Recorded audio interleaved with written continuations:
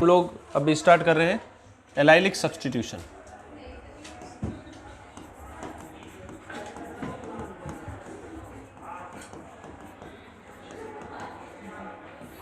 ये important concept है allylic substitution. इसमें क्या होता है देखो, हमारे पास में कोई भी डबल बॉन्ड है और इसके जस्ट पास वाला अगर sp3 हाइब्रिडाइज्ड कार्बन है तो इसको हम लोग एलाइल कार्बन बोलते हैं। क्या? अगर इस कंपाउंड की रिएक्शन हम लोग नॉर्मली Br2 के साथ में करवाएं तो यहाँ पर एडिशन रिएक्शन हो जाएगी। क्या हो जाएगी? और यहाँ पर कंपाउंड जो है वो Br, CH, Br and CH3 बन जाएगा। एडिशन रिएक्शन का प्रोडक्ट यही होता है। हम लोग चाहते हैं कि भाई ये जो एलाइलिक कार्बन है इसके ऊपर सब्स्टिट्यूशन हो, तो एक तो तरीका हमारे पास में होता है Br2H न्यू वगैरह, ये सब रिएक्शन करवाते थे हम लोग एल्केन्स वगैरह के अंदर। हाँ, तो बेटर कंडीशन है कि अगर आप Br2 के साथ में अगर 500 डिग्री सेल्सियस के ऊपर हीट करते हो तो ये जो डबल बॉन्ड के पास वाला कार्बन है इसके ऊपर एक हाइड्रोजन हटकर उसके ऊपर क्या आ जाएगा? Br आ जाएगा। इसको हम लोग बोलेंगे एलाइलिक सब्स्टिट्यूशन। लेकिन 500 डिग्री सेल्सियस टेम्परेचर देना हमारे लिए कन्वीनियंट नहीं है, तो इससे बेहतर कंडीशन क्या है कि हम यहाँ पर एक अल्टरनेट रिएजेंट यूज़ करें जिसको बोलते हैं हम लोग NBS। क्या होगा? NBS या इसकी जगह पर NCS भी लिखा हो सकता है। ये कंपाउंड भी क्या करेगा, जब भी आपको NBS दिखे, ये बहुत कॉमनली यूज्ड होता है क्वेश्चंस के अंदर, और यहाँ पर जैसे ही आपको NBS दिखे आप उसके ऊपर क्या कर दो? Br को अटैच कर दो। ये जो सब्स्टिट्यूशन है ना इस प्रकार का, इसको बोल रहे हैं हम लोग एलाइलिक सब्स्टिट्यूशन। ठीक है, अब ये NBS करता क्या है? NBS है क्या पहले तो ये समझो। ये कंपाउंड है हमारे पास में नाइट्रोजन और इसके ऊपर Br, इसको बोल रहे हैं हम लोग NBS। This is known as N bromo सक्सेनेमाइड।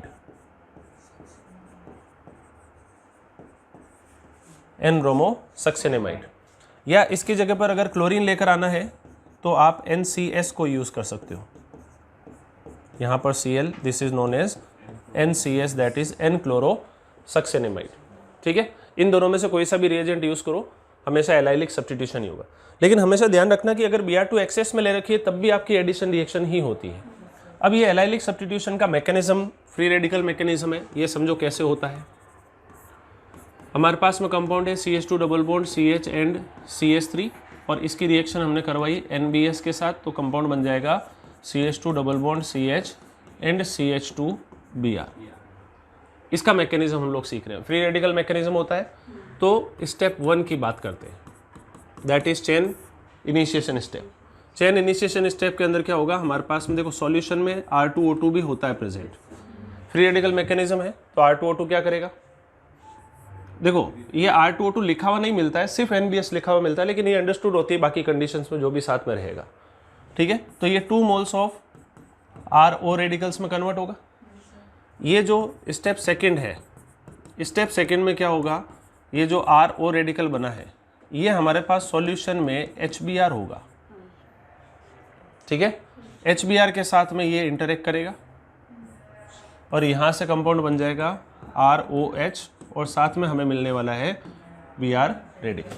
ये पहला Br रेडिकल हमने जनरेट कर लिया। ठीक, ये स्टेप कितनी बार चाहिए? 1 टाइम। अब ये चेन इनिशिएशन स्टेप के अंदर भी 2 स्टेप्स हैं आपके। ठीक, अब जो इसके बाद आएगा वो that is chain propagation step. इसमें आएगा स्टेप 3। स्टेप 3 में हमारे पास में ये जो Br रेडिकल है, ध्यान से समझना, ये जो एल्कीन है आपके पास में CH3 CH double bond CH2, ये Br रेडिकल जो है ये इस एल्कीन के साथ में इंटरेक्ट करता है। ये बॉन्ड यहाँ से ऐसे टूटेगा और ये Br जो है, अरे यार क्या कर दिया, उल्टा कर दिया क्या? गलत कर दिया।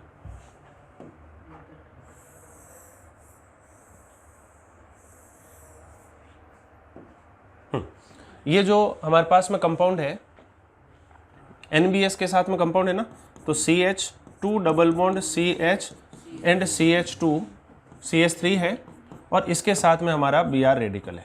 ठीक है, एलाइलिक सब्स्टिट्यूशन करा रहे हैं हम लोग। तो यहाँ से Br इस हाइड्रोजन के साथ में इंटरेक्ट करेगा तो यहाँ से एक हाइड्रोजन को अपने साथ जोड़ लेगा और कंपाउंड क्या बनाएगा, CH2 double bond CH and CH2 radical, और इसके साथ में हमारे पास मिल जाएगा HBr। ये मिल गया। अब ये जो HBr बना है अपने पास में, वो स्टेप 4 में क्या करेगा, जो हमारे पास में NBS है सॉल्यूशन में, ये NBS के साथ में जाकर इंटरेक्ट करेगा, इसके साथ में हमारा HBr का इंटरेक्शन होगा। तो एक्चुअल में क्या होगा, ये नाइट्रोजन जो है वो इस H को तो अपने ऊपर जोड़ लेगा और ये Br जो है वो Br को अपने ऊपर जोड़ लेगा। तो यहाँ से कंपाउंड अपने पास में क्या बन गया, ये डबल बॉन्ड O, ये NH, ये सक्सेनेमाइड बन गया और साथ में हमें मिल गया Br2। अब ध्यान से रखना कि सॉल्यूशन में हमने Br2 लिया नहीं था, हमने HBr और NBS लिया था। तो NBS का काम क्या है, ये सॉल्यूशन में लिमिटेड अमाउंट को Br2 को सप्लाई करता है। NBS ensures the low concentration of Br, जितनी आवश्यकता है उतनी ही सप्लाई करेगा। मैंने अभी बोला था कि अगर Br2 एक्सेस में हो गई तो एडिशन रिएक्शन हो जाएगा, समझ में आ गया। तो स्टेप 5 में क्या होगा, ये सब चेन प्रोपोगेशन स्टेप्स हैं, ठीक है। स्टेप 5 के अंदर हमारे पास में ये जो एल्कीन है जिसका हम लोग रेडिकल पहले ही जनरेट कर चुके हैं, इसके साथ में आपका Br2 का इंटरेक्शन होगा, ये इस तरीके से, और यहाँ से फाइनली कंपाउंड क्या बन गया, CH2 double bond CH and CH2 और इसके ऊपर आपका Br, ठीक है ना, ये इस तरीके से। तो ये स्टेप जो है ये बार बार अब क्या होते जाएंगे, रिपीट। अब ये जो Br रेडिकल मिला ना, इसके साथ में हमें एक और Br2 से, ये Br रेडिकल फिर से एल्कीन के ऊपर जाकर इंटरेक्ट करेगा, फिर ये स्टेप रिपीट होगा, फिर ये होगा। तो ये तीनों स्टेप जो है वो मिलियंस ऑफ टाइम रिपीटेड हो जाए। आ गई बात समझ में, ये एलाइलिक सब्स्टिट्यूशन का मैकेनिज्म है। तो अब आपको ध्यान रखने वाली बात क्या है, एक चीज़ सबसे पहली, NBS ensures low concentration of Br2 या लो सप्लाई ऑफ Br2। अगर Br2 एक्सेस में लिया तो अगेन एडिशन रिएक्शन हो जाएगी। आगे क्या लिख रहे हैं हम लोग, if Br2 is taken into excess या Br2 खुद एक्सेस में हो गई तो एडिशन हो जाएगी, एडिशन रिएक्शन टेक्स प्लेस। समझ में आ रही है बातें, ये एलाइलिक सब्स्टिट्यूशन का मैकेनिज्म है। क्लियर हो रहा है।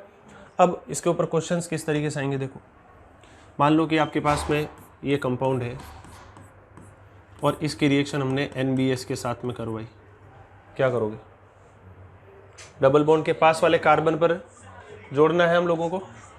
तो ये डबल बॉन्ड साइलेंट कर भाई, यहाँ पर रेडिकल बनेगा और इस रेडिकल के ऊपर आपका क्या आ जाएगा, Br, क्यों, इंटरमीडिएट यही बनने वाला है और यहाँ पर Br। तो दिस इज एलाइलिक सब्स्टिट्यूशन। अच्छा, रेडिकल तो ऊपर भी बन सकता था ना, एलाइलिक कार्बन तो ऊपर भी है, लेकिन वो ज़्यादा स्टेबल रेडिकल है तो इसका फॉर्मेशन आसानी से होगा।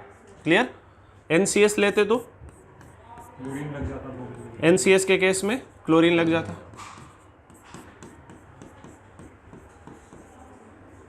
अच्छा, मान लो हमारे पास में कंपाउंड इस तरीके से,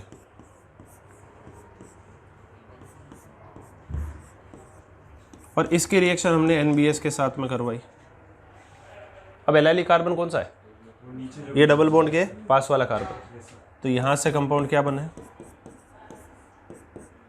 यहां पर Br। क्लियर हो गई बात सभी को। एक लास्ट क्वेश्चन और, मान लो हमारे पास में कंपाउंड है CH2 double bond CH double bond CH2, ये है, इसमें एलाइलिक कार्बन कौन सा दिख रहा है, ये बीच वाला। अगर इसकी रिएक्शन आप NBS के साथ में करवाओ तो प्रोडक्ट क्या बनेगा बताओ, बीच वाले पे जुड़ेगा क्या, बीच वाले पे नहीं जुड़ेगा। क्यों, क्योंकि देखो ये CH रेडिकल बनेगा और ये आपका रेजोनेंस स्टेबलाइज्ड है, तो अब ये क्या कर जाएगा, रेजोनेंस कर जाएगा, वो बनेगा प्रोडक्ट लेकिन वो माइनर बनेगा। तो यहाँ से कंपाउंड बना CH2 double bond CH double bond CH and CH2 radical, और इसके ऊपर आपका Br आएगा। तो फाइनल जो प्रोडक्ट बन गया वो क्या बन गया, क्योंकि यहाँ से बनने वाली एल्कीन जो है वो ज़्यादा स्टेबल है, ये प्रोडक्ट बन जाएगा, फाइनल प्रोडक्ट ये रहेगा। तो जहाँ पर भी रेजोनेंस होने का ऐसा कुछ कंसेप्ट लगे वहाँ पर आपको रेजोनेंस करा के उसके बाद में आपको Br को जोड़ना है। इतनी बातें समझ में आ गई, कोई दिक्कत है। जिसे जेई में एक क्वेश्चन आया हुआ है कि हमारे पास में यहाँ पर OH लगा हुआ है और यहाँ पर ये डबल बॉन्ड O और CH3, ये कंपाउंड है और इसकी रिएक्शन हमने HBr के साथ में करवाई। अब बताओ जरा क्या होगा इसका प्रोडक्ट, ये जेई का क्वेश्चन है।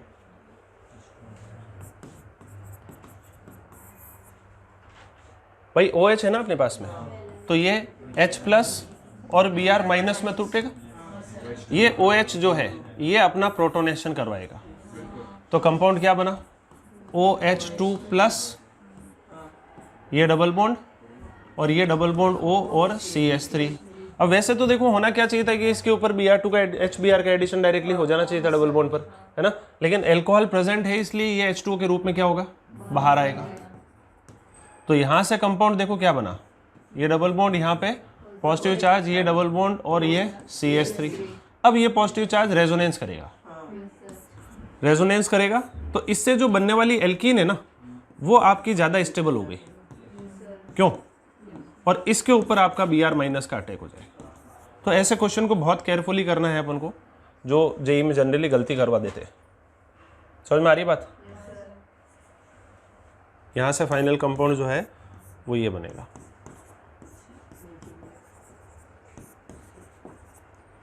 यहाँ तक कोई डाउट है किसी को? कंसेप्ट कैसे अप्लाई करना है, क्वेश्चन को किस तरीके से सॉल्व करना है, सब समझ में आ गया। चलो ये तो हो गया हमारा एलाइलिक सब्स्टिट्यूशन। अब इससे रिलेटेड हमें एक और कंसेप्ट है जिसको बोलते हैं डाईइन, उसको पढ़ना है। डाईइन जो है, मान लो दो डबल बॉन्ड आ रहे हैं अपने पास में, तो तीन प्रकार के हम लोग डाईइन पढ़ते हैं। एक हमारे पास में होती है कॉन्जुगेटेड, जैसे CH2 double bond CH, CH double bond CH2, ये कॉन्जुगेटेड डाईइन। एक हमारे पास में होती है आइसोलेटेड। आइसोलेटेड का मतलब है जैसे CH2 double bond CH, CH2 CH, मतलब कॉन्जुगेशन नहीं होगा इसमें, ये भी तो एक तरह की डाईइन ही है। और तीसरी हमारे पास में है क्यूमुलेटेड। क्यूमुलेटेड डाईइन के अंदर पाई बॉन्ड कंटिन्यूटी में आते हैं इस तरीके से। तो स्मॉलेस्ट जो क्यूमिलिन होती है, जैसे ये इवन क्यूमिलिन है, ऑड भी हो सकती है, this is known as allene. This is the smallest cumulene, ये इवन भी हो सकती है और ऑड भी हो सकती है। आइसोलेटेड में हम HBr का एडिशन पढ़ चुके, बोलो। अभी हमें पढ़ना है किसमें, कॉन्जुगेटेड डाईइन्स में एडिशन किस तरीके से होता है इलेक्ट्रोफिलिक। आ गया समझ में? इसको पढ़ते हैं। कॉन्जुगेटेड डाईइन, मान लो हमारे पास में कंपाउंड है CH2 double bond CH, CH double bond CH2। इसकी रिएक्शन हम लोग HBr के साथ में करा रहे हैं और वो भी 1 इक्विवेलेंट के साथ में, है ना, 1 इक्विवेलेंट के साथ में करा रहे हैं, तो एक पाई बॉन्ड टूटेगा। भाई संभावना क्या हो सकती है, देखो कि अगर इसमें मार्कोनिकॉफ नियम का पालन होगा, एक तरफ H+ और एक तरफ हमारा क्या जुड़ना चाहिए, Br-। तो मान लो ये एल्कीन पहले H+ को मार्कोनिकॉफ रूल के हिसाब से अटैच करवाई, कंपाउंड क्या बन जाएगा, CH3 CH positive CH double bond CH2। और यदि इसके ऊपर Br- का अटैक हो जाता है तो यहाँ से कंपाउंड बन जाएगा CH3 CH Br CH double bond CH2। और ये कायरल सेंटर है तो यहाँ पे दो प्रोडक्ट्स भी बनेंगे D+L। ये जो एडिशन हुआ है ना, ये 1,2 एडिशन प्रोडक्ट है। क्या है ये? अब चीजें ध्यान रखना थोड़ी सी कि अगर, अच्छा इसमें एक संभावना और क्या है कि अगर ये पॉजिटिव चार्ज यहां से रेजोनेंस कर जाए तो कंपाउंड क्या बन जाएगा, CH3 CH double bond CH and CH2 positive charge. और इसके ऊपर यदि Br- का अटैक हो गया तो कंपाउंड बन जाएगा CH3 CH double bond CH and CH2 Br। अब हाइड्रोजन तो पहले पे जुड़ा जबकि ब्रोमीन फोर्थ पे जुड़ा है, तो दिस इज 1,4 एडिशन प्रोडक्ट। अब इसमें मेजर माइनर का डिसीजन कैसे लेंगे हम लोग? अगर देखा जाए तो जब कुछ मेंशन नहीं किया हुआ तो नॉर्मल रूम टेम्परेचर वगैरह के हिसाब से हम लोग चल रहे हैं, तो इसमें जो मेजर प्रोडक्ट है ये वाला है, इसका मेजर प्रोडक्ट ये वाला लिखोगे, ना कि ये वाला, क्योंकि ये एल्कीन ज्यादा स्टेबल है। देखो अल्फा 3 और 2 5 है, इसमें एक ही है। समझ में आ रही बात? अब यहाँ पर टेम्परेचर कंडीशंस को भी ध्यान रखना है। एग्जाम में क्या पूछा जा सकता है, ध्यान से समझना कि मान लो हमारे पास में ये एल्कीन है, इसकी रिएक्शन हम लोग दो अलग अलग कंडीशंस में करा रहे हैं। एक बार हम लोग HBr का एडिशन -15 डिग्री सेल्सियस पे करा रहे हैं और एक बार हम लोग 60 डिग्री सेल्सियस पर HBr का एडिशन करवा रहे हैं। दो अलग अलग कंडीशंस टेम्परेचर्स की। तो प्रोडक्ट क्या क्या बन सकते हैं भाई? एक तो प्रोडक्ट यही बनेगा CH3CH Br CH double bond CH2। दूसरा प्रोडक्ट क्या होगा? CH3 CH double bond CH CH2 and Br। अपन इसको थोड़ा सा अलग कर लेते हैं।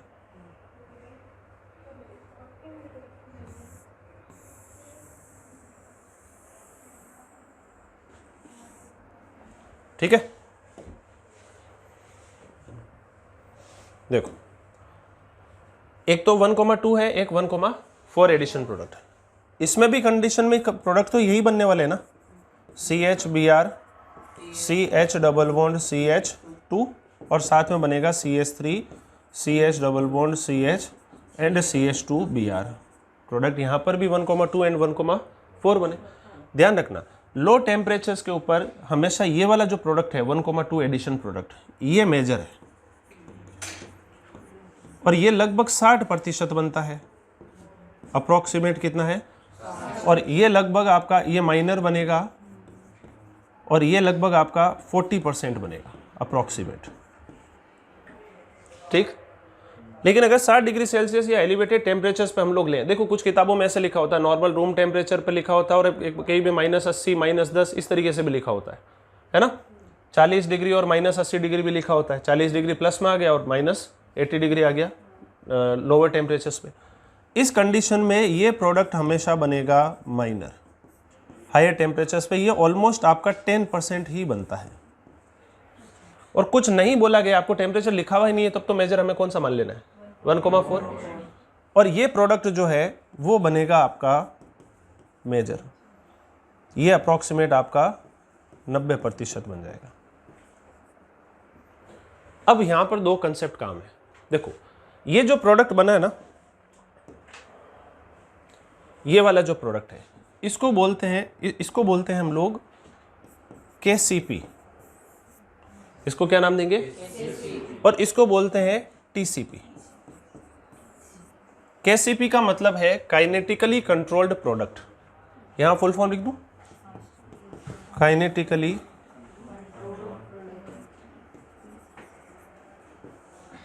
Controlled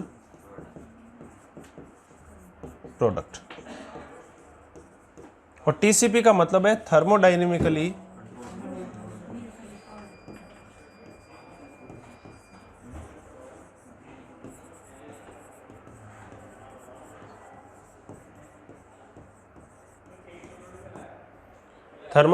controlled product. अब टेम्परेचर के हिसाब से तो समझ में आ गया कि लोअर टेम्परेचर पर KCP प्रोडक्ट मेजर बनता है और हायर टेम्परेचर पर TCP प्रोडक्ट मेजर बनता है। अब ये KCP और TCP क्या है, इसका अंतर थोड़ा सा समझते हैं हम लोग।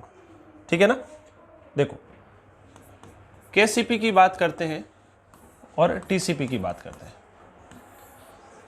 आप ऑब्जर्व करो जरा, KCP प्रोडक्ट जो है वो लो टेम्परेचर पर बन रहा है। अच्छा, इन दोनों कंपाउंड्स में स्टेबल ज्यादा कौन सा है? स्टेबल तो ये ज्यादा है, ये कम स्टेबल है। अच्छा, इंटरमीडिएट में इन दोनों में देखें तो स्टेबल ज्यादा कौन है? ये वाला ज्यादा स्टेबल है, ये कम स्टेबल है। सही है। अच्छा, TCP प्रोडक्ट जो है वो कम स्टेबल इंटरमीडिएट से बन रहा है, KCP प्रोडक्ट जो है वो ज्यादा स्टेबल इंटरमीडिएट से बन रहा है। TCP प्रोडक्ट जो है ज्यादा टेम्परेचर पे बन रहा है, KCP प्रोडक्ट कम टेम्परेचर पे बन रहा है। तो एक्चुअल में क्या होता है कि KCP प्रोडक्ट एक तो कम ज्यादा स्टेबल इंटरमीडिएट से, इसमें मोर स्टेबल इंटरमीडिएट, इसमें क्या है? Less stable. इसका प्रोडक्ट जो है वो लो टेम्परेचर पर बन रहा है, ये हाई टेम्परेचर पर बन रहा है। इसका प्रोडक्ट लेस स्टेबल है, क्यों? जबकि इसका प्रोडक्ट जो है वो मोर स्टेबल है। इसमें तो दिक्कत ही नहीं है। इंटरमीडिएट की बात हो रही है, more stable intermediate, less stable, low temperature and high temperature. तो एक्चुअल में क्या होता है कि TCP प्रोडक्ट जो है ना वो मुश्किल से बनता है थोड़ा सा, क्योंकि यहाँ पर इंटरमीडिएट आपका कम स्टेबल है, टेम्परेचर थोड़ा ज़्यादा चाहिए, है ना। मुश्किल से बनता है, लेकिन बनने वाला प्रोडक्ट बहुत ज़्यादा स्टेबल होता है। टीसीपी जो केसीपी प्रोडक्ट है वो जल्दी बन जाता है, लेकिन वो बनने वाला प्रोडक्ट जो है वो अनस्टेबल होता है। यानी देखो दोनों में अंतर क्या है, केसीपी प्रोडक्ट स्पीड को कंट्रोल करते हुए बनाया गया है और टीसीपी प्रोडक्ट जो है वो एनर्जी को कंट्रोल करते हुए बनाया गया है। एनर्जेटिक्स इंपॉर्टेंट है यहाँ पर, समझ में आ रहा है। एनर्जी के हिसाब से अगर हम लोग बात करें तो टीसीपी प्रोडक्ट बहुत स्टेबल बनने वाला है, तो एनर्जी के हिसाब से सारा काम चलने वाला है, जबकि उसमें सारा काम स्पीड से चलने वाला है। वो जल्दी बन रहा है, ये मुश्किल से बन रहा है। वो अनस्टेबल बन रहा है जबकि ये स्टेबल बन रहा है। तो अगर इनका ग्राफ कंपैरिजन करें हम लोग, मान लो ये इस टाइप से ग्राफ बन रहा है, ये अगर केसीपी का ग्राफ है तो टीसीपी का ग्राफ के अंदर हो सकता है कि एनर्जी क्या चाहिए ज़्यादा, भाई स्टार्ट तो यहीं से होगा, लेकिन बनने वाला प्रोडक्ट जो है वो ज़्यादा स्टेबल। देखो ये ग्रीन वाला जो है वो क्या है, टीसीपी। इसमें एक्टिवेशन एनर्जी भी देखो ज़्यादा चाहिए, लेकिन बनने वाला प्रोडक्ट हमेशा क्या रहेगा, ज़्यादा स्टेबल होगा। आई बात समझ में। ये ग्राफ किसका हो गया, केसीपी। क्लियर। अब किसी रिएक्शन में मेजर माइनर प्रोडक्ट का डिसीजन लेने के लिए हमें थोड़ा सा एक बहुत इंपॉर्टेंट कंसेप्ट समझना पड़ेगा कि मेजर प्रोडक्ट हम किसे बोले। देखो टेम्परेचर के हिसाब से तो हम लोग बता सकते हैं, मेंशन किया हुआ है तो। बाकी वैसे यहाँ पर दो कंसेप्ट काम करते हैं। देखो कि जब कोई रिएक्शन एक सीक्वेंस ऑफ इंटरमीडिएट से पास होती है, कि पहला इंटरमीडिएट बना, फिर उसके बाद दूसरा बना, फिर तीसरा बना, इस तरीके से, तो मेजर प्रोडक्ट हमेशा किससे बनेगा, जो सबसे ज़्यादा स्टेबल इंटरमीडिएट है उसी से मेजर प्रोडक्ट बनेगा। समझ में आ रहा है। और एक रिएक्शन ऐसी होती है जो एक सिंगल इंटरमीडिएट से पास होती है। बताओ यहाँ पे दो अलग अलग इंटरमीडिएट है या सिंगल इंटरमीडिएट है, एक ही है। ये तो रेजोनेटिंग स्ट्रक्चर्स हैं दोनों, ये तो इमेजिनरी स्ट्रक्चर्स हैं, एक्चुअल तो हाइब्रिड है इसका। तो बेसिकली ये सिंगल इंटरमीडिएट से पास हो रही रिएक्शन, समझ में आ रहा है। और जब पॉजिटिव यहाँ बना तो जल्दबाजी में बिया ने अटैक कर दिया, उससे ये बन गया। लेकिन जब ये पॉजिटिव चार्ज रेजोनेंस करके आगे शिफ्ट हुआ तो प्रोडक्ट ये बना, और इससे फायदा ये कि एल्कीन भी स्टेबल हुई। चाहिए। तो जब रिएक्शन सिंगल इंटरमीडिएट से पास होती है तो उस समय मोस्ट स्टेबल प्रोडक्ट ही मेजर प्रोडक्ट होता है। अभी इन दोनों में प्रोडक्ट कौन सा ज़्यादा स्टेबल है, ये, इसलिए इसको हमने मेजर बोला। लेकिन अगर टेम्परेचर स्पेसिफाई कर दिया तो फिर उसके हिसाब से तो हमें काम करना ही है। दो अलग अलग कंसेप्ट है, एक में तो प्रोडक्ट की स्टेबिलिटी इंपॉर्टेंट है और एक में इंटरमीडिएट की स्टेबिलिटी इंपॉर्टेंट है। जैसे SN1 में इंटरमीडिएट की स्टेबिलिटी इंपॉर्टेंट होती है, जो सबसे ज़्यादा स्टेबल इंटरमीडिएट होगा वही मेजर प्रोडक्ट बनाएगा, जबकि यहाँ पर बनने वाला प्रोडक्ट ज़्यादा इंपॉर्टेंट है, इंटरमीडिएट की स्टेबिलिटी से कोई मतलब नहीं है। दो अलग अलग कंसेप्ट है। तो ये टीसीपी और केसीपी का कंसेप्ट आप लोगों को क्लियर है, इसमें कोई डाउट। टीसीपी में एक्टिवेशन एनर्जी ज़्यादा चाहिए, केसीपी में एक्टिवेशन एनर्जी कम चाहिए। टीसीपी प्रोडक्ट जो है वो ज़्यादा स्टेबल बनता है, मुश्किल से बनता है, हाई टेम्परेचर पे बनता है। ये वाला जल्दी बनेगा, कम स्टेबल होगा, और हो सकता है कि ज़्यादा स्टेबल इंटरमीडिएट से भी बने, और टेम्परेचर भी क्या रहेगा, कम। याद रहेगी बात। चलो ये तो हो गया आपका डाईइंस का कंसेप्ट। ठीक। अब एक छोटा सा कंसेप्ट और है जिसको हम लोग बोलते हैं कार्बिन। वैसे जीओसी में हम लोग कार्बिन के बारे में डिटेल में समझ चुके हैं, है ना। थोड़ा सा एक हिंट आपको और दे देता हूँ।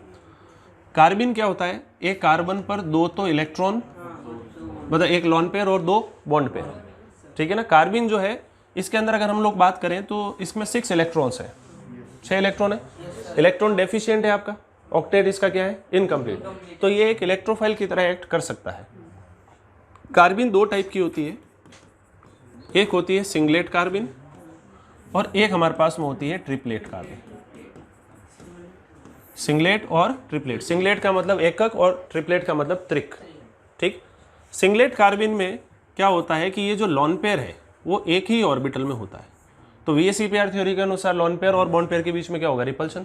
तो इसका जो हाइब्रिडाइजेशन है वो sp2, ये लॉन पेयर काउंट होगा, है ना। और इसका शेप जो है वो कैसा रहेगा, बेंट शेप रहेगा। सही है। ये दोनों इलेक्ट्रॉन एक ही ऑर्बिटल में है। तो जब दोनों इलेक्ट्रॉन एक ही ऑर्बिटल में, अच्छा इलेक्ट्रॉन तो कितने हैं, 6 इलेक्ट्रॉन, इनकम्प्लीट, ऑक्टेट। और ये इलेक्ट्रोफाइल की तरह एक्ट कर सकती है, बोलो, can act as an electrophile. ये हमने इलेक्ट्रोफाइल में मेंशन भी किया था। और ये डायामैग्नेटिक है या पैरामैग्नेटिक, डायामैग्नेटिक, डायामैग्नेटिक नेचर का है। डायामैग्नेटिक का मतलब इलेक्ट्रॉन पेयर्ड स्टेट में है, बोलो, पेयर्ड स्टेट ऑफ इलेक्ट्रॉन्स। या पेड इलेक्ट्रॉन्स। डायमैग्नेटिक का मतलब क्या है, होते क्या डायमैग्नेटिक? ये मैग्नेटिक फील्ड में रखने पर रिपल्शन फोर्सेस जो है उनको महसूस करते हैं, है ना। ट्रिपलेट कार्बिन में क्या होता है कि ये जो दो इलेक्ट्रॉन है वो दो अलग अलग ऑर्बिटल्स में होते हैं, इस तरीके से, एक इलेक्ट्रॉन इसमें एक इसमें, तो अलग अलग ऑर्बिटल्स में है, तो फिर ये हाइब्रिडाइजेशन में काउंट होंगे नहीं। इसका जो हाइब्रिडाइजेशन है वो sp है और शेप होगा इसका लीनियर। इसमें भी 6 इलेक्ट्रॉन है, इनकम्प्लीट ऑक्टेट है, और ये भी इलेक्ट्रोफाइल की तरह एक्ट कर सकता है, लेकिन ये है पैरामैग्नेटिक, बोलो, और ये अनपेयर्ड इलेक्ट्रॉन है। अब पैरामैग्नेटिक का क्या मतलब होता है? जो मतलब मैग्नेटिक फील्ड में रखने पर अट्रैक्टिव फोर्सेस फील करेंगे, है ना। तो आप इसको याद रखने के लिए ऐसे रखो, डी का मतलब होता है दूर, पी का मतलब होता है पास, पास आने का मतलब अट्रैक्शन और दूर जाने का मतलब रिपल्शन। तो ये रिपल्शन महसूस करेंगे जबकि ये अट्रैक्शन महसूस करेंगे। समझ में आ गई बात? अब अगर मैं इन दोनों की स्टेबिलिटी की बात करूं तो जनरली सामान्य कंडीशन पर ट्रिपलेट कार्बिन जो होती है वो ज़्यादा स्टेबल है सिंगलेट कार्बिन से। अब ऐसा क्यों?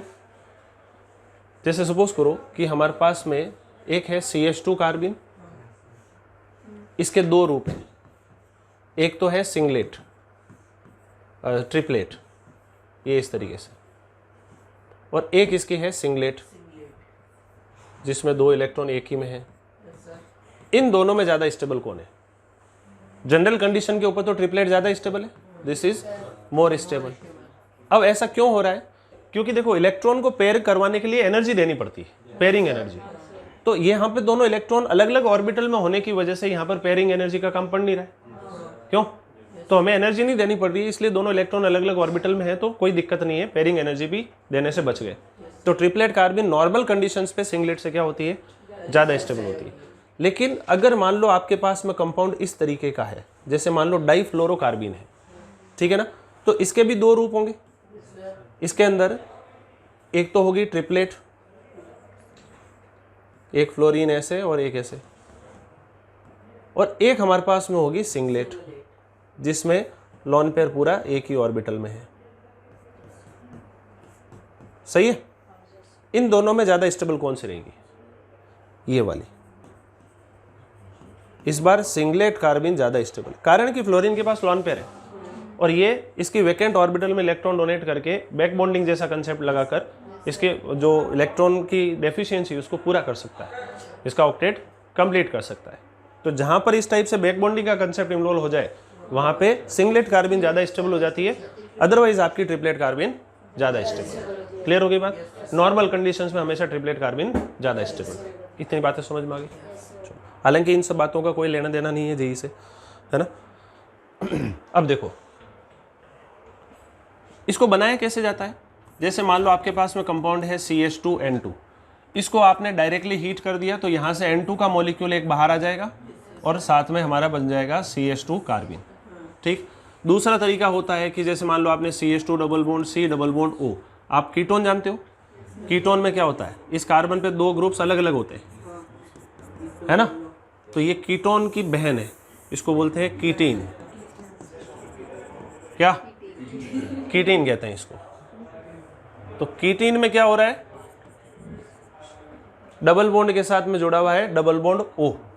तो इसको जब आप डायरेक्टली हीट कर दोगे ना तो यहां से भी CH2 कार्बिन बन जाएगी और साथ में CO फ्री हो जाएगा, कार्बन मोनोऑक्साइड। एक तरीका हमारे पास में और है कि जैसे मान लो CH3 CH double bond C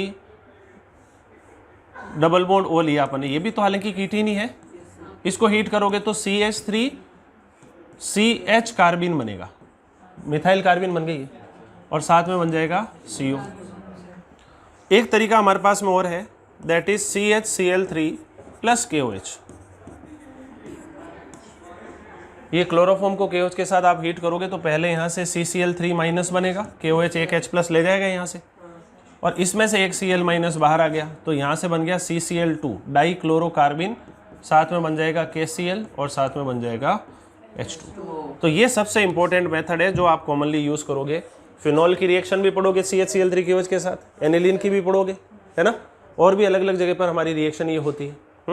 phenol के साथ में तो रीमेटिमेन फॉर्माइलेशन हो जाती है, एनिलीन के साथ में कार्बेलअमीन रिएक्शन होती है। तो जहाँ पर ये चीज़ें इन्वॉल्व होगी वहाँ पे कार्बिन इंटरमीडिएट बनेगा और वो एक इलेक्ट्रोफाइल की तरह भी एक्ट करेगा। समझ में आ रही बात? ये कार्बिन का बनाने का तरीका हो गया। अब इसकी दो टाइप की रिएक्शन होती है। एक होती है हमारे पास में insertion reaction. Insertion chemical reaction majorly हम लोग दो टाइप की पढ़ते हैं। इंसर्शन रिएक्शन में क्या होता है, आपके पास में कोई भी एल्कोहल है, ठीक है, इस एल्कोहल की रिएक्शन आपने मान लो जैसे CH Cl3 और KOH के साथ में आपने हीट कर दिया, तो कुछ नहीं करना है, यहाँ पर इससे क्या बनने वाला है अपना CH2 कार्बिन बनने वाला है ना, बोलो CH2 कार्बिन बनेगा। तो ये CH2 कार्बिन जो है यहाँ पर इंसर्ट हो जाएगा ऑक्सीजन और हाइड्रोजन के बीच में। तो यहाँ से कंपाउंड क्या बन जाएगा, RO एंड CH3। तो चलो CH2N2 ले लेते हैं, उससे क्या फ़र्क पड़ता है, 2 Cl आ जाते हैं उसके ऊपर, उससे कोई फ़र्क नहीं पड़ रहा, ठीक है। यहाँ पर CH2N2 ले लेते हैं, इसके साथ में अपने हीट कर दिया, ठीक है।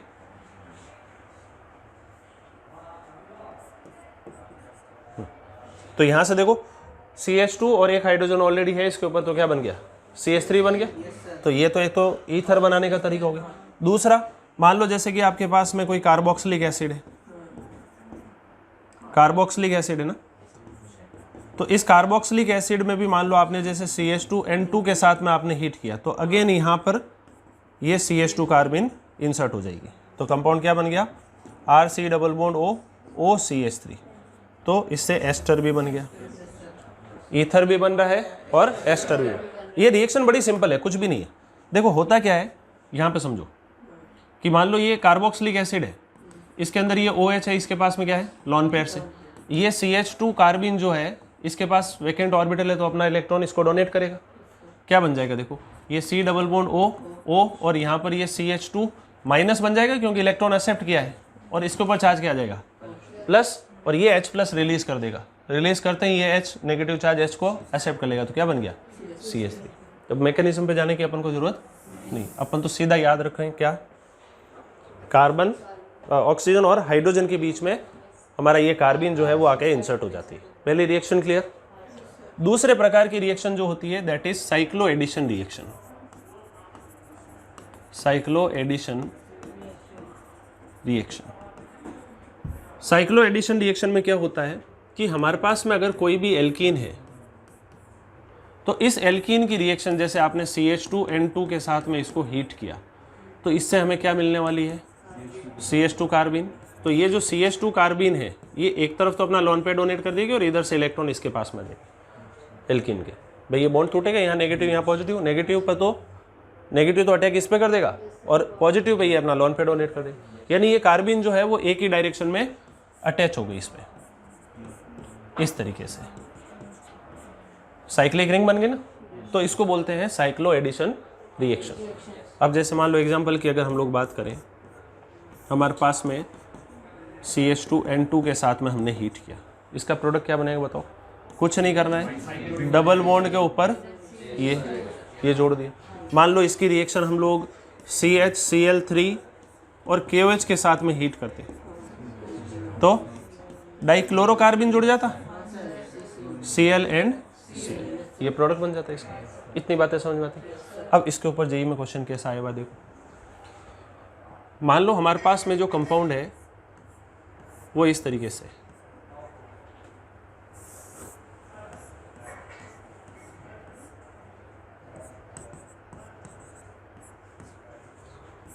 और इसकी रिएक्शन हमने CHCl3 प्लस KOH के साथ में हीट करवाया।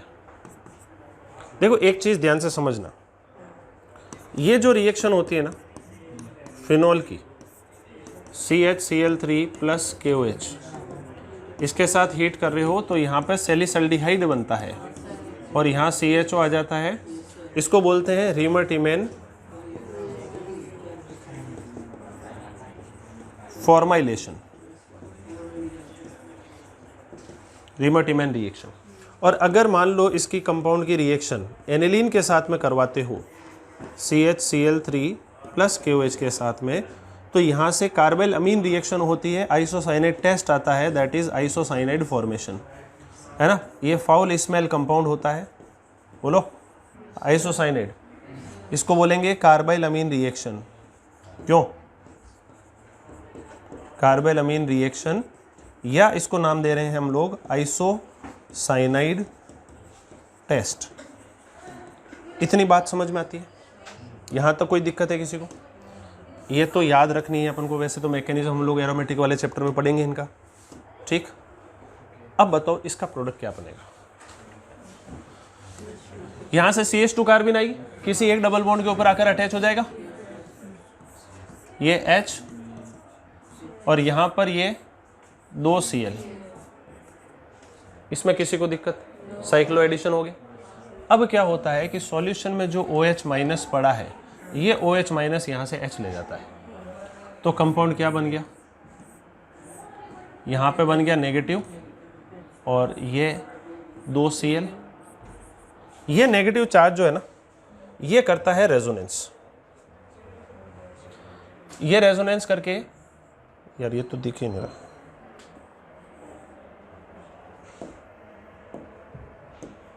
ये नेगेटिव चार्ज जो है ना, ये यहां से करेगा रेजोनेंस।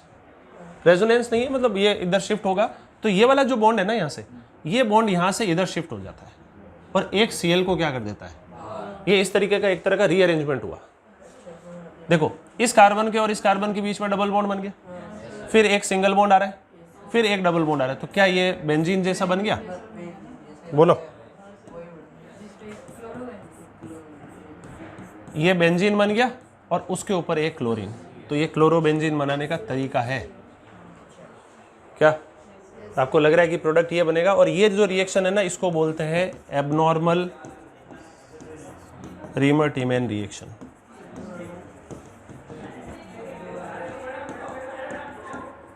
क्या बोलते हैं? Abnormal रीमर-टीमैन reaction. आई बात समझ में? तो अगर ये बातें समझ में आ गई तो एक लास्ट सवाल ये कर दो और एल्कीन चैप्टर जो है वो समाप्त। एल्काइन करेंगे अभी। पाइरोल ले लिया हमने इस बार, और पाइरोल की रिएक्शन हमने CHCl3 KOH के साथ में हीट कर दिया, तो अब इसका ओरली बता सकते हो प्रोडक्ट। सेम कंसेप्ट, बस यहाँ पे नाइट्रोजन आ जाएगा एक और क्लोरोपिरिडीन बन जाएगा यहाँ पर। अब Cl कहाँ लगा रहे हो ये भी महत्वपूर्ण है।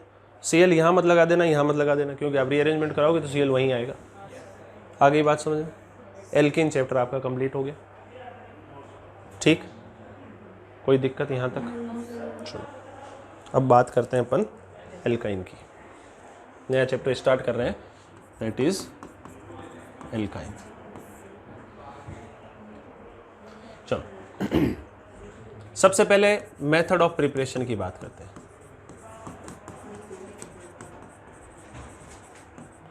अब कुछ मेथड्स आप ऑलरेडी जानते हो एल्काइन में, बोलो कौन कौन से? एल्काइन को कहाँ कहाँ से बनाया जा सकता है? मेटल कार्बाइड्स, बोलो। मेटल कार्बाइड का हाइड्रोलिसिस करने पर, जैसे Al2C2 होल थ्राइस, इसको आपने हाइड्रोलिसिस कर दिया, H2O के साथ में ट्रीट कर दिया। क्या 6 मोल्स ऑफ H2O के साथ ट्रीट करेंगे हम लोग, तो यहाँ से क्या बनती है? एसिटिलीन बनती है, और साथ में बनेगा AlOH होल थ्राइस। सही है। आप SrC2 को हीट कर सकते हो, आप CaC2 को हीट कर सकते हो H2O के साथ में, यहाँ से भी एसिटिलीन ही बनती है। अच्छा Al4C3 जो है उसको हीट करने पर मीथेन बनती है ना। BeC2 को हीट करोगे तो मीथेन ही बनेगी। और मान लो आपने Mg2C3 को हीट कर दिया H2O के साथ में, तो यहाँ से प्रोपाइन बनेगी। ये हम लोग ऑलरेडी हाइड्रोलिसिस वाले चैप्टर में समझ चुके हैं बातें, समझ में आ गई बात। तो एक तो मेटल कार्बाइड का हाइड्रोलिसिस करने पर भी आपकी क्या बनती है? एल्काइन बनती है। इसके अलावा और क्या तरीका है हमारे पास में? आप ग्रिग्नार्ड रिएजेंट की सहायता से बना सकते हो, बोलो। ग्रिग्नार्ड रिएजेंट, आपने कंपाउंड ले लिया CH3 C triple bond C Cl, ऐसा कोई क्लोराइड था, इसकी रिएक्शन आपने Mg और ड्राई ईथर के साथ में करवाई,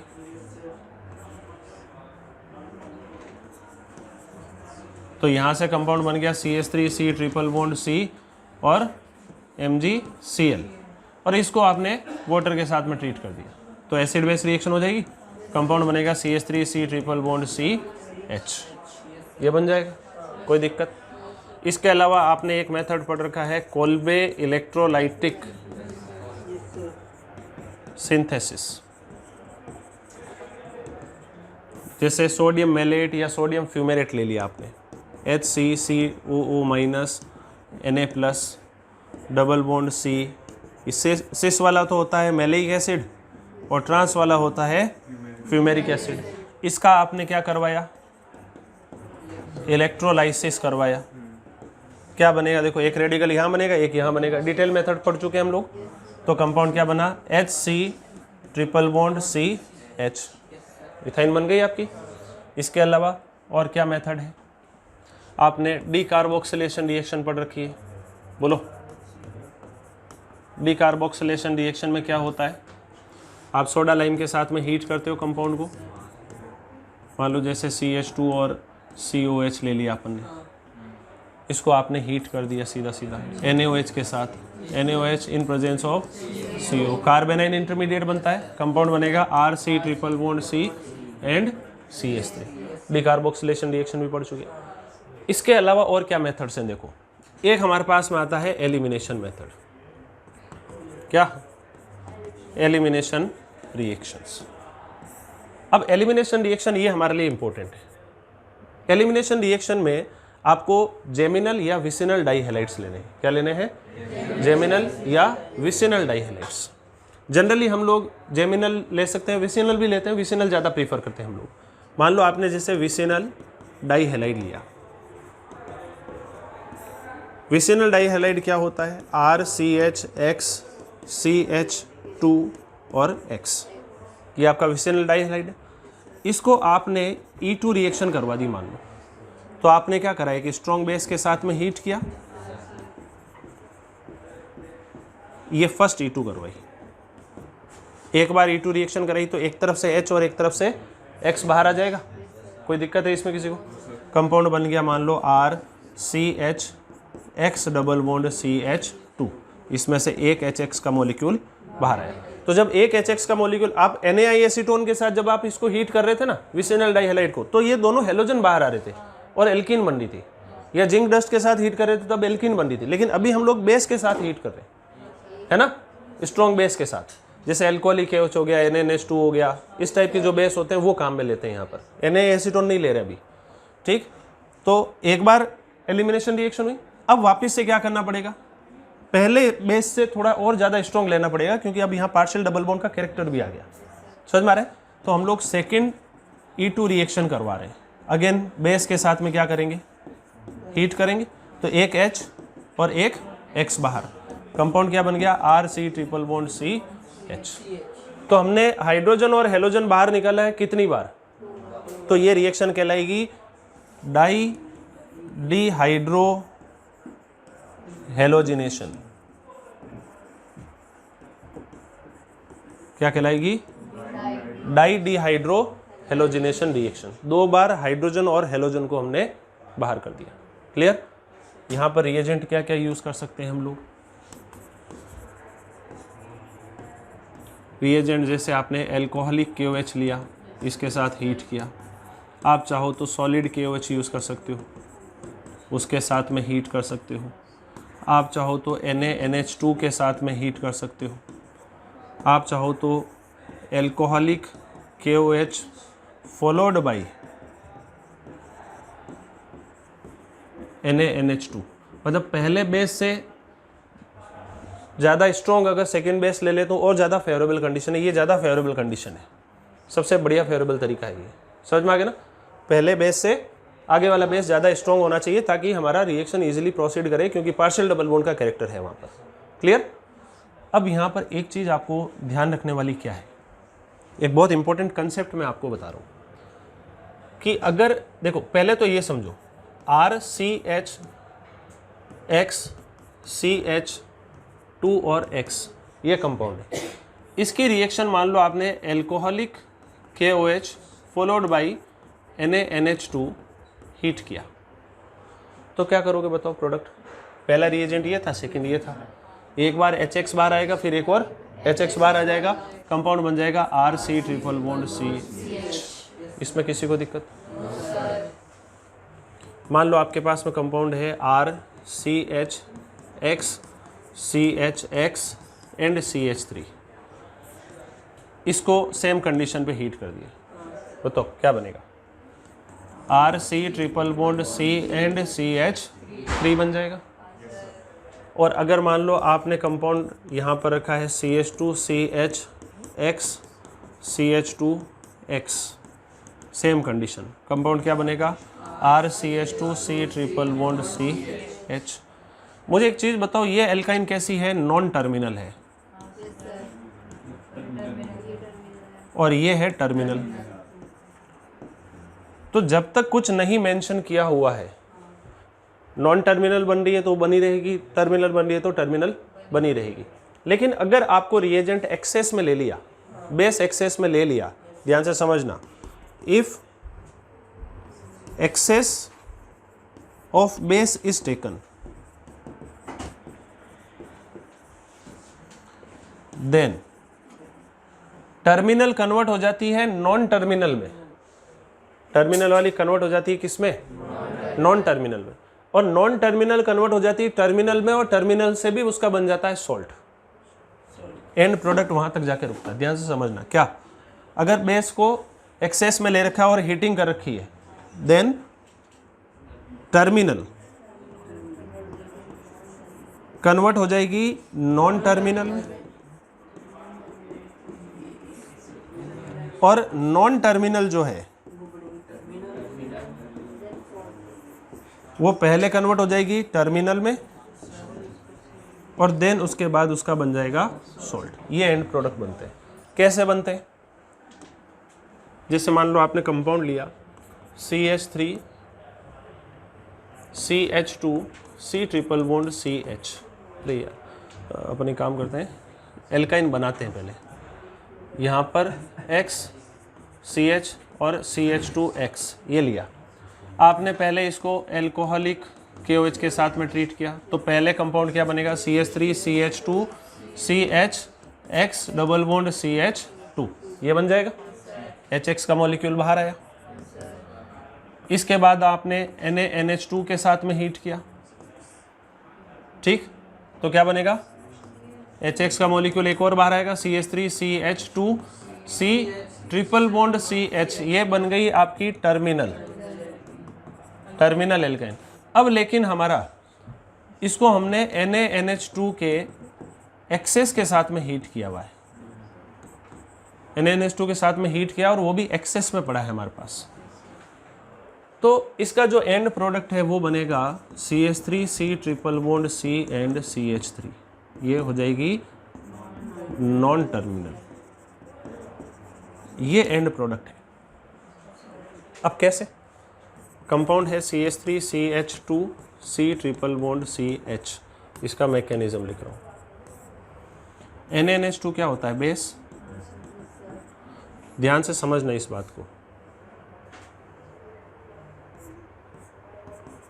ट्रिपल बॉन्ड के जस्ट पास वाले कार्बन पर अगर हाइड्रोजन जुड़ा हुआ है तो इसको नाम देते हैं प्रोपरगाइलिक हाइड्रोजन।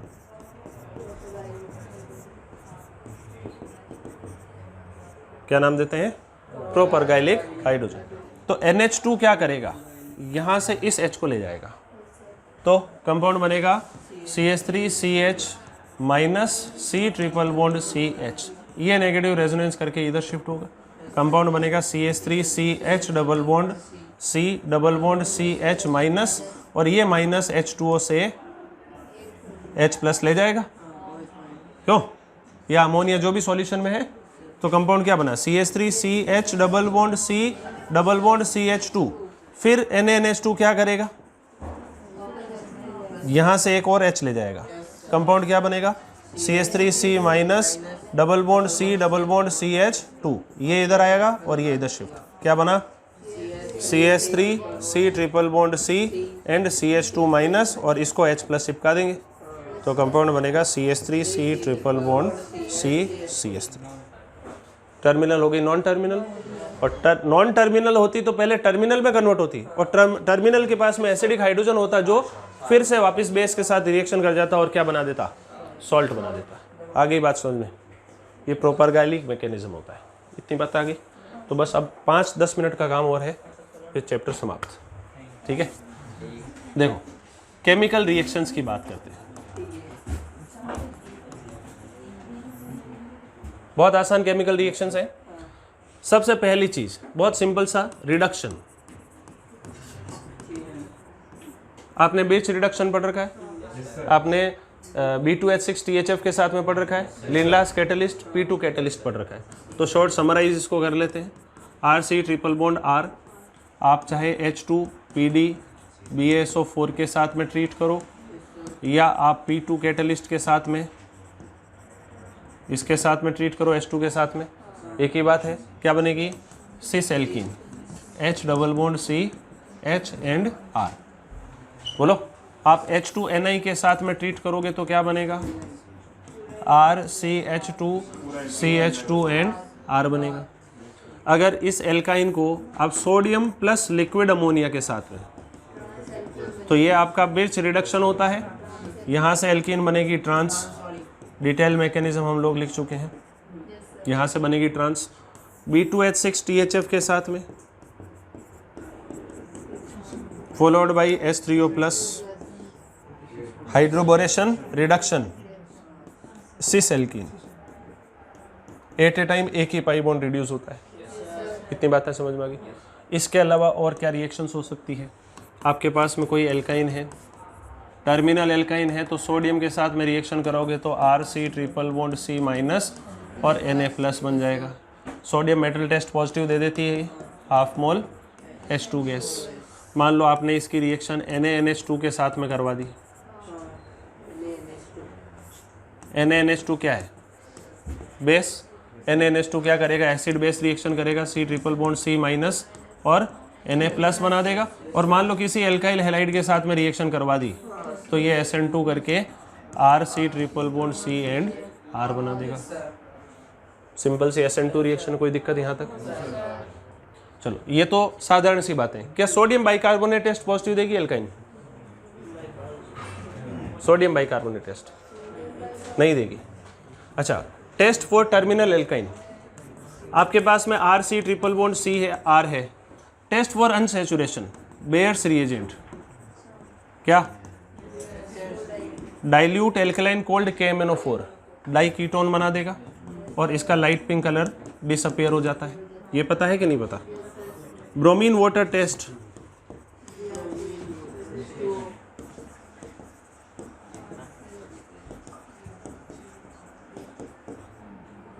ये बन जाएगा कंपाउंड, इनफैक्ट BR ही आएगा, है ना? ब्रोमीन वाटर टेस्ट, ये इसमें ब्राउन कलर का सॉल्यूशन होता है, इसका कलर भी क्या हो जाता है? डिसअपियर हो जाता है। ये तो समझ में आ रही है बातें? ये तो इसके कुछ लैब टेस्ट हो गए। तो ये तो है टेस्ट फॉर अनसैचुरेशन। क्या? अब ये POC पढ़ रहे हैं हम लोग, प्रैक्टिकल ऑर्गेनिक केमिस्ट्री दोबारा नहीं पढ़ेंगे। इसके बाद में अगर मान लो आपके पास में कोई कंपाउंड अगर टेस्ट अनसैचुरेशन का पॉजिटिव दे देता है, तो फिर हम लोग ये भी पता लगाते हैं कि वो टर्मिनल एल्काइन तो नहीं है कहीं पर। तो फिर टेस्ट फॉर टर्मिनल एल्काइन की बात कर रहे हैं। मान लो RC ट्रिपल बॉन्ड CH है हमारे पास, इसको टॉलिंस रिएजेंट के साथ में ट्रीट कर दो। क्या होता है Tollens reagent? Ammoniacal silver nitrate, AgNO3 plus NH4OH, इससे हमारे पास में Ag2O बनता है। Basically AgNH3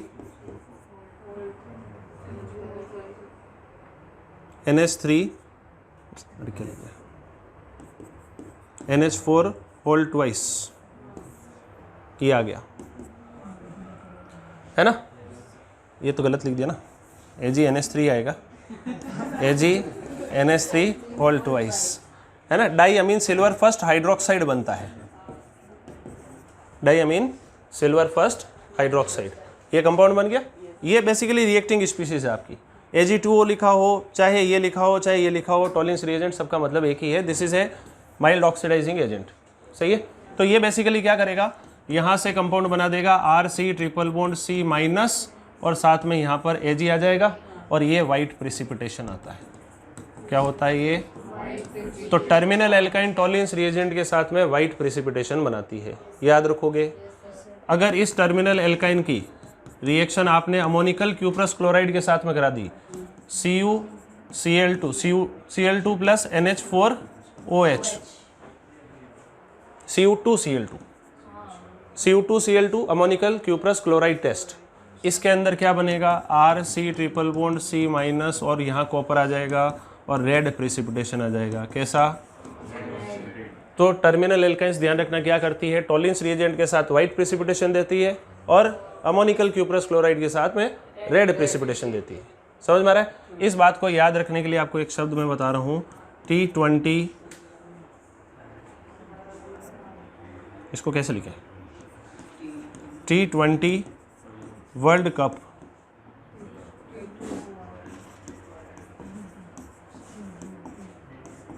T20 world cup लाओ, क्या सही है। टर्मिनल एल्काइन टॉलिंस के साथ वाइट प्रेसिपिटेशन, कॉपर के साथ लाल प्रेसिपिटेशन, सही है।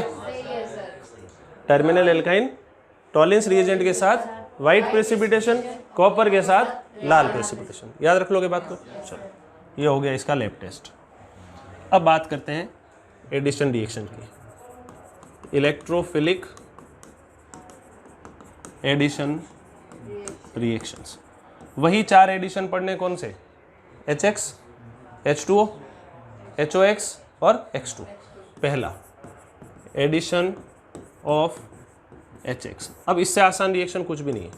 RC ट्रिपल बॉन्ड CH आपके पास, आपने HX की रिएक्शन कराई, मार्कोनिकॉफ नियम पालन होगा, X माइनस, सबसे पहले इलेक्ट्रोफाइल अटैच होगा, RC, यहाँ तो बनेगा क्या, C डबल बॉन्ड CH2 बन गया, यहाँ पे पॉजिटिव चार्ज बन गया, और इसके ऊपर X माइनस का अटैक हो गया, तो कंपाउंड बन गया RCX डबल बॉन्ड CH2। ये काम एक बार और रिपीट हो जाएगा। अब बताओ कि H किधर जुड़ने वाला है, मार्कोनिकॉफ नियम का पालन होगा, और H अभी भी राइट साइड में ही जुड़ेगा, ताकि पॉजिटिव चार्ज यहाँ बने, जिसका प्लस M से इसको क्या मिल सके, स्टेबिलिटी मिल सके। इसलिए X माइनस दोबारा से इसी कार्बन पर अटैक करेगा, कंपाउंड बनेगा RCX and CH3, that is geminal di. Vicinal dihalide बनाने हैं तो एल्कीन पर X2 का एडिशन करा दो, बात खत्म। जेमिनल डाई हेलाइड बनाया था तो एल्काइन पर HX का एडिशन करो। क्लियर। एग्जाम्पल की बात करें, CH3C ट्रिपल बॉन्ड CH, इसकी रिएक्शन आपने HBr के साथ में कराई, बताओ क्या बनेगा, CH3C Br एंड CH3, बात खत्म हो गई। ये पहली रिएक्शन। सर यहाँ पे HBr की जगह आप H2O का रिएक्शन करो तो H2 अभी पढ़ेंगे ना भाई, हैं, तो अभी तो H2 पढ़ा ही नहीं ना, अब पढ़ेंगे ना। सेकेंड रिएक्शन है एडिशन ऑफ H2O। अब ये अलग अलग तरीके से कराया जाता है। पहला है हमारे पास में addition of H2O in presence of Hg2 plus ion. क्या, Hg2 प्लस आयन की प्रेजेंस में वाटर का एडिशन कर रहे हैं। ठीक, फॉर्मेट समझो, RC ट्रिपल बॉन्ड C, इसकी रिएक्शन आपने करवाई है HgSO4 in presence of diluted H2SO4। Reagent देखो क्या क्या हो सकता है। अब ये आसान है, देखो सब एल्कीन की तरह ही चलते हैं। रिएजेंट आपके पास में हो सकता है HgSO4 प्लस डाइल्यूटेड H2SO4, आपको ऐसे भी लिख के दे सकता है Hg2 plus plus dilute H2SO4, आपको ऐसे लिखा मिल सकता है HgSO4 प्लस H प्लस और साथ में H2O, ऐसे लिखा मिल सकता है Hg2 plus H plus H2O लिखा मिल सकता है। सबका मतलब एक ही है। समझ में आ गई बात। कॉमनली ये यूज़ होता है। कुछ नहीं करना है, वन आइन है ना आपके पास में, ऑक्सीमर्क्यूरेशन डीमर्क्यूरेशन में क्या करा था, 1 इन से 2 ऑल बनाया था या 1 आइन से 2 ऑन बनाना है, बात खत्म। ये शॉर्ट तरीका। एल्कीन था तो यहाँ पे OH जोड़ा था, ऑक्सीमर्क्यूरेशन डीमर्क्यूरेशन, अब यहाँ पर डबल बॉन्ड O जोड़ देंगे। सही है? कैसे? मैकेनिज्म सिखाऊं क्या है? देखो RC ट्रिपल बॉन्ड CH है, सबसे पहले हमारे पास में Hg2+ अटैच होगा, RC double bond CH Hg+ charge आ गया, ये अपने लॉन पेयर से इधर अटैक करेगा, कंपाउंड क्या बनेगा, RC double bond CH Hg फिर से चार्ज क्या आ जाएगा 2+, इसके ऊपर H2O का अटैक हो जाएगा और ये बॉन्ड इधर से टूट जाएगा, कंपाउंड बनेगा RCOH, एक H+ बाहर भी आएगा, ध्यान रखना, डबल बॉन्ड CH और Hg फिर से क्या आ गया प्लस, ये करेगा। अब इसमें देखो H2SO4 है ना अपने पास में, तो H2SO4 जो है वो यहाँ से इसको H ले आएगा, तो कंपाउंड बनेगा RCOH डबल बॉन्ड CH2 और इसके अंदर हो जाएगी टॉटोमेरिज्म।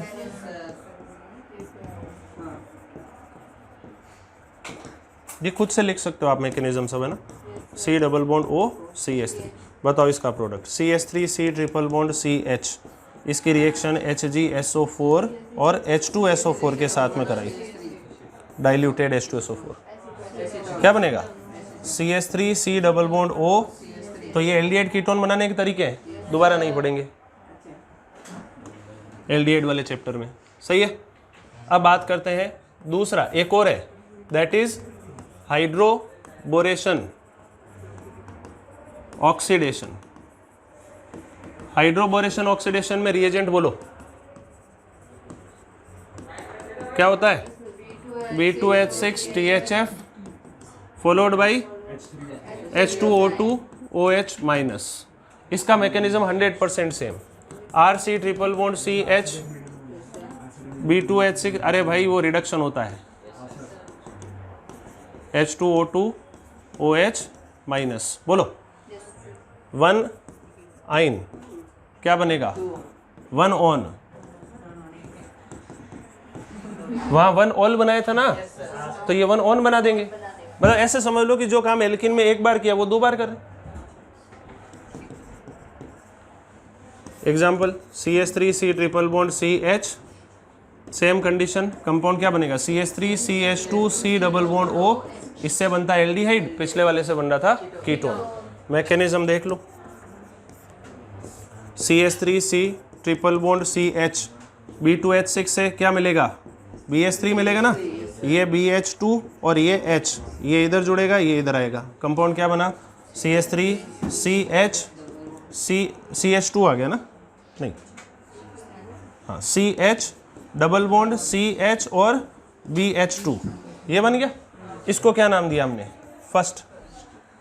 फिर यही काम दोबारा रिपीट होगा जब तक इस बोरॉन के पास में हाइड्रोजन होंगे, तो कंपाउंड बनेगा CH3 CH double bond CH2 whole twice BH, जो अपन ने मैकेनिज्म पहले सीखा, CH3 C triple bond CH, तो CH3 CH double bond CH whole thrice BH, यहाँ तक क्लियर? हाँ B मान लेते हैं, ये हमारा सेकंड और ये हमारा थर्ड। अब चाहे फर्स्ट या सेकंड या थर्ड, इन तीनों में से किसी में भी H2O2 OH-, कंपाउंड क्या बनेगा, देखो ये बोरॉन हटके OH आ जाएगा, CH3 CH double bond CH and OH, और ये इनोल है, टॉटोमेरिज्म। बोलो CH3 CH2 C double bond O and H। आई बात समझ में? तो वही बनेगा, ये मैकेनिज्म इसका। अब देखो ज़्यादा मैकेनिज्म पे दिमाग मत लगाओ, तुम तो बस ये बात याद रखो, 1 आइन से 1 ऑन, रीअरेंजमेंट वगैरह कुछ भी नहीं। क्लियर? एक छोटा सा एग्जांपल कर लेते हैं, PHC ट्रिपल बॉन्ड CH, इसकी रिएक्शन आपने एक बार तो कराई है, ये HgSO4 और डाइल्यूटेड H2SO4, और एक बार रिएक्शन कराई है B2H6 THF followed by H2O2OH minus. दोनों में अंतर बता दो बस। पहले में क्या करोगे, PHC डबल बॉन्ड OCH3 मोर क्राउडेड पे C डबल बॉन्ड O, दूसरे में PHCH2 C double bond O and H। बात खत्म, यही अंतर है दोनों।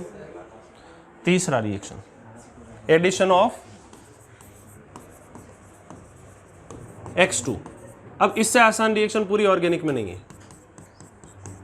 क्या करना है, देखो आपको X2 का एडिशन कराना है। दो डबल बॉन्ड है ना, दो पाई बॉन्ड है, दोनों हटा दो,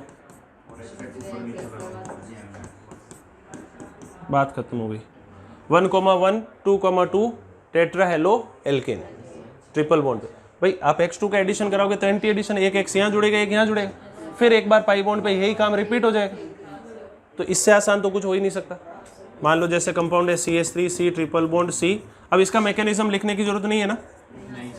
कंपाउंड क्या बनेगा, CH3 C Br CH Br Br and Br। Clear, ये थर्ड रिएक्शन कंप्लीट। अब last reaction that is addition of HOX hypohalous acid. देखो क्या करना है, R C triple bond CH, इसकी रिएक्शन आप HOX के साथ, पहले प्रोडक्ट बनाने के तरीके सीख लो। देखो हमने जो एल्कीन ली थी, इसमें जब आप HOX का एडिशन करा रहे थे तो क्या बना रहे थे, इस पे OH जोड़ रहे थे, इस पे X जोड़ रहे थे, CH यहाँ पर जोड़ा OH और यहाँ CH2। और मैं शॉर्ट प्रोडक्ट बनाने का तरीका बता रहा हूँ, मैकेनिज्म नहीं है ये काम दोबारा अगर रिपीट कर देंगे एल्काइन में तो क्या होगा, यहाँ OH और यहाँ X, और एक ही कार्बन पे दो OH क्या होते हैं, तो इसको अगर बाहर कर दे तो क्या बन गया, कीटोन। तो इसका जो प्रोडक्ट है वो क्या बनेगा बताओ, बोलो। RC double bond O CH और दो halogen, alpha coma alpha die hello ketone. Mechanism भी देख लो जरा।